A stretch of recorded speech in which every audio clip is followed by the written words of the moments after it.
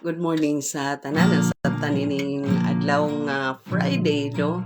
Naatay buloton karon sa Busa Elementary School kay kita ang natahasan nga mo dumala sa recollection dito apan sa dili pata moadto kay sayo man magsugod no muhimo sa atong online morning devotion humanta muhimo sa atong individual nga morning devotion dinhi na punta sa online no. Nagpabilin pa ang atong motto nga seek first the kingdom of God and His righteousness, and everything shall be added unto us. Hallelujah. Come on, let's start the day right by worshiping our God. Amen. Hallelujah.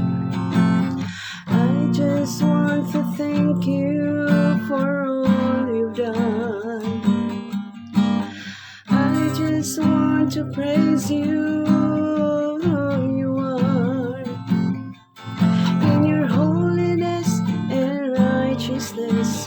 Faithfulness and mercy, I worship you, Jesus my Lord. I just want to thank you for all you've done. I just want to praise you, who you are. In your holiness and righteousness, faithfulness and mercy, I worship you, Jesus my Lord. We breath and live because you died, you made us strong. When you rose again, ascended on high, when you build our faith, what a glorious day to wait upon you coming back. Oh God, I just want to thank you for all you've done. I just want to praise you of who you are. In your holiness and righteousness, faithfulness and mercy, I worship you, Jesus my Lord. We breath and live because you died, you made us strong. When you rose again, ascended on high, when you built our faith, what a glorious day to wait upon you coming back. We breath and live because you died, you made us strong. When you rose again, ascended on high, when you build our faith, what a glorious day to wait upon you coming back. Hallelujah, hallelujah, Jesus is coming back again. Hallelujah, hallelujah, Jesus is coming back again. Hallelujah, hallelujah, Jesus is coming back again. Hallelujah, hallelujah, Jesus is coming back again. Jesus is coming back again. Jesus is coming back again. Hallelujah. Hallelujah. Hallelujah. Hallelujah.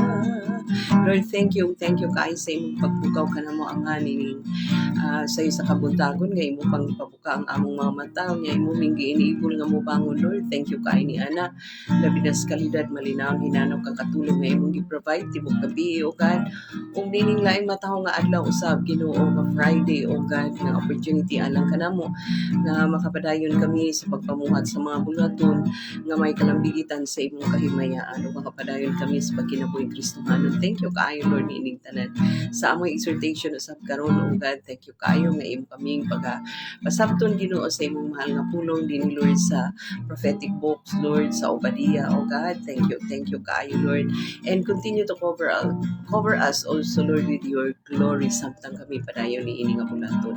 Dalaygon ka Lord sa walay katapusan dawata nga among mga pagpasalamat Lord mga pagdaig paghimaya pinaagi sa gamhanan nga ngalan Ginoong Jesucristo nga among Ginoo manluluwas.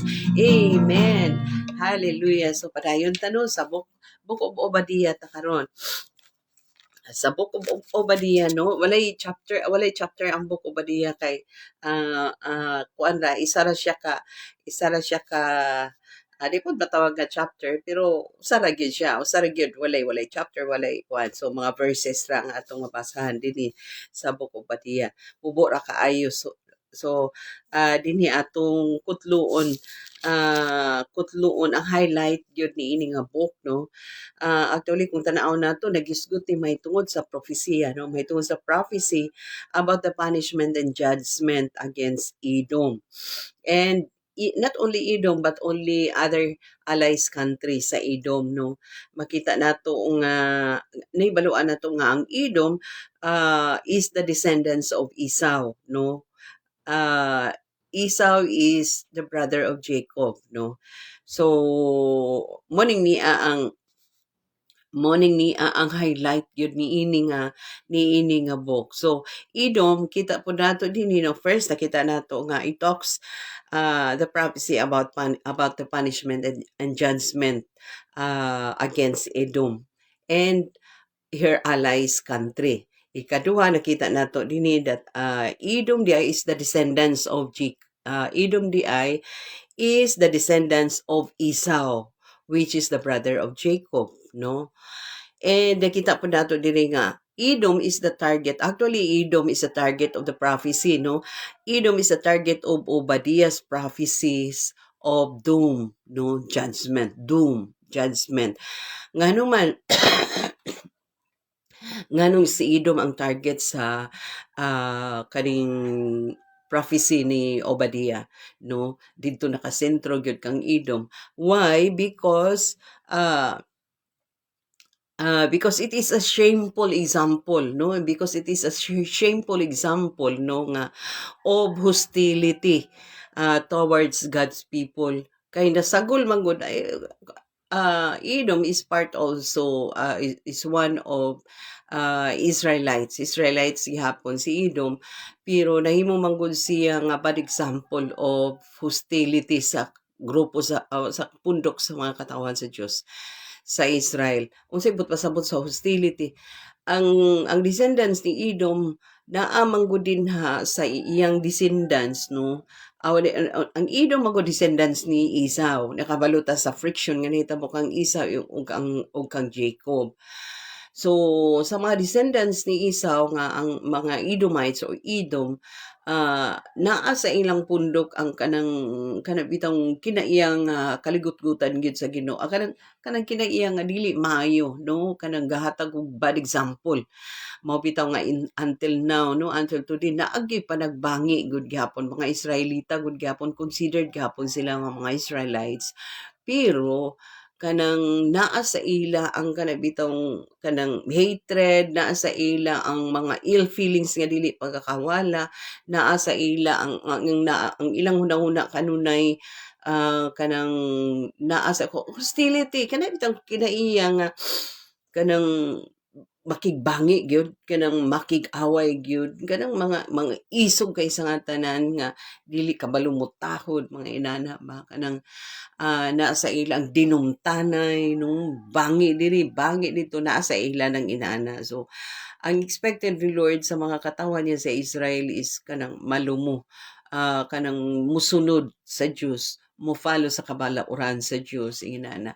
Pero kaning mga Edomites, kining mga descendants ni Esau, mga isog kay sa nga tanan nga sila ang hari, sila ang walay makakuan nila. So inana ang ilang mga kinaiyang bad example nga mga kinaiya. So tungod ana nahimo sila nga kaning subject sa Obadiah's prophecy of doom. Nahimo sila nga center sa propesiya nga sila gid actually ang gipahimangnuan ni Lord mahitungod sa coming nga judgment, no, kining descendants ni Esau kay naa gyud sa ila ang kinaiya nga kumpleto ang kinaiya nila nga nahimo sila nga bad example, no. So Edom is the target of Obadiah's prophecy of doom because it is a shameful example of hostility.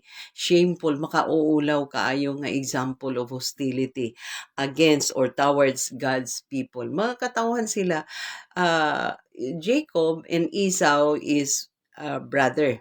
So therefore, considered unta sila nga mga katawan sa Dios, but because of their bad example of hostility, hukman sila sa Dios, ipanis sila sa Dios. So muna sila ang target gyud actually sa message of prophecy ni Obadiah, no.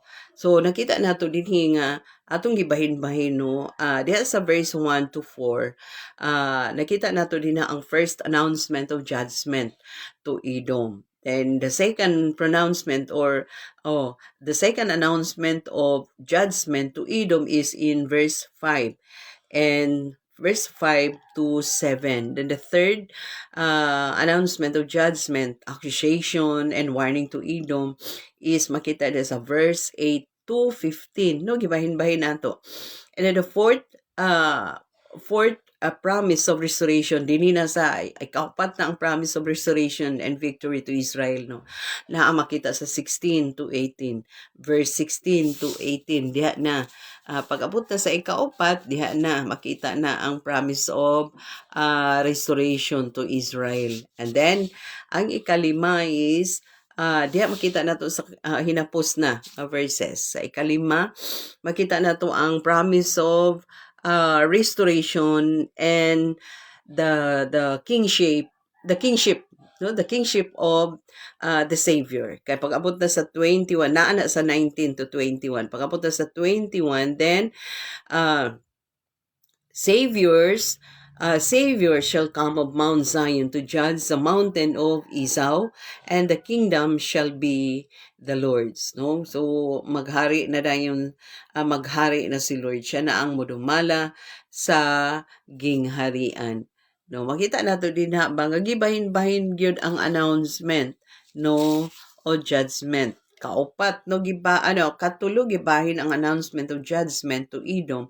Pero pag-abot na sa 4th and 5th, sa verse 19 to 21, no, verse 16 to 18 and verse 19 to 21, kaduha din mention ang promise of restoration to Israel.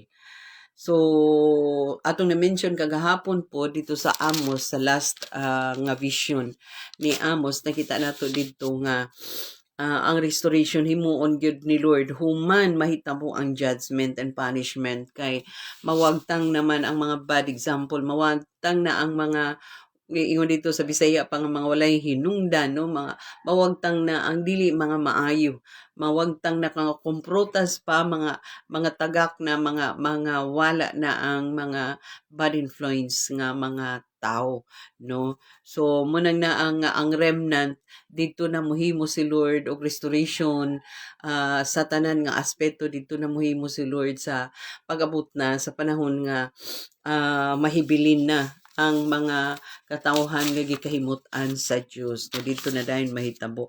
So inaani po sa Obadiah no nga pag-abot sa 16 to 18 and 19 to 21 gisulat din ha ang prophecy ni Obadiah nga promise of restoration and victory to Israel di ay restoration and victory to Israel. Kay ngano ang mga katawhan, mga descendants, mga Edomites, mga Edom, mga descendants ni Esau nga nahimong shameful example of hostility, mga wagtang naman. So, inaana ang mahitabo, no? Inaana ang mahitabo nga judgment and punishment nga himuon ni Lord sa mga Edom or sa taga-Edom nga descendants ni Esau, which is the brother of Jacob. So makita na to nga si Lord kuan gid si Lord fairly and squarely gid si Lord maghukom, no, i-spare gyapon niya ang mga katawhan niya nga gikahimutan niya, mga katawhan niya sa Israel nga gikahimutan niya. So even in spite of the midst of judgment and punishment, no, i-spare gid ni Lord sa ato pong mga sa ato pod karon nga panahon kabaluta nga hapit na mobalik si Ginoong Hesus, i-spare gid ta ni Lord, no, pag-abot anong mga katalagman nga gitawag nga great tribulation nga i-allow ni Lord nga mahitabo. Kay nahipatik naman, nahisulat naman sa balaang kasulatan, but our faith should continue to become strong, no, nga pagaputan nga panahon, dili gyud ta maunsa-unsa, no, di kita maunsa mi kay preserve man ta ni Lord. So ang hukman ni Lord katurag yung mga tao nga susama sa Edom, susama sa mga descendants ni Esau. No, kita nato karon nga grabe ang mga descendants ni Esau mo'y source of trouble inana, no, kasamo kaguliyang na inana mga source of tanan nga klase sa kadautan, no, kay dili maayo ang ilang gipakita nga example of hostility. Sila ang ulo-ulo sa mga kagubot kaguliyang, sa mga dili maayo dautan nga mga panan-awon sa publiko, dautan nga mga kuan sila ang kuan. So that's why maghukom gyud si Lord kanila. Even today makita na to nga na ay dili maayo nga mga bad example gyud, bad example even to the group of Christians karong panahon na kabalutan daghan kay mga pundok karon nga wala gyud pakita og maayo nga example, no, sa mga pundok sa mga Kristohanon, pundok sa mga born again. Nakita nato nga gakadamay na no, gakadamay na ang pundok sa mga tinuod nga mga Kristohanon tungod kay gidala nila ang ngalan sa Ginoo apan nagpakaulaw sila, no, kanang nakita nato nga karon daghan gid kay karon, no, not to mention any group pero daghan gid karon nga dili maayo nga gakadamay gyud, no. So inaani ang nahitabo sa panahon ni Obadiah. That's why the Lord is going to punish and judge the descendants of Esau, no, Jacob's brother. Amen. Natin nakutlo karon, no, nga sa mubo, no, nato nga panagisgot sa Book of Obadiah.